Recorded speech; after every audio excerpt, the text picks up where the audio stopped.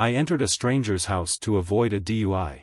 I live in Australia. Not sure how it works in the rest of the world, but I was on my provisional driver's license as a teenager. We call them P-plates, and when you are on that you cannot have any alcohol in your blood whatsoever. I stayed at my mate's place one night and he had some beers to drink. I had two, knowing I had to drive the next day and was gonna stop, but he convinced me to have another, so I did. The next day I got in my car to drive home, and as I was turning a corner there were a couple police doing an RBT, random breath test, and I panicked. I knew full well I'd have a little bit of alcohol in me, and that's enough to lose my license for a couple months. I had just left school and gotten a really good job, and if I got a drink driving charge I would have to rely on my parents to drive me there, which wouldn't work out as they both have jobs. I panicked and turned right onto another street. I drove halfway down the road thinking I had gotten away with it, but one of the cars suddenly turned round the corner and blasted the sirens. I pulled over and the cop came to my window. "Cop, can you explain to me why you just avoided an RBT?"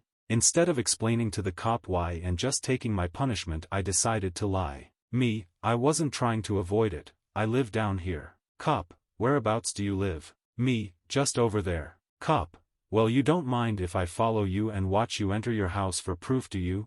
Kinda shit myself, but agreed. He got in his car and I drove into a driveway halfway down the street and walked up to the door. My current plan was to just explain to whoever is at the door what's going on and hope he lets me inside.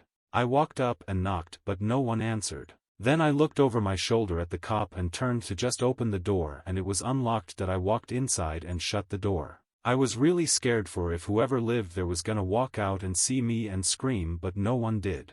I stayed at the door peeking out the window at the cop, and he left after about 10 minutes. I waited another 10 minutes before walking down and driving off again with a big sigh of relief. Not here to condone drink driving or anything. I made a mistake and it was wrong. Just sharing this story.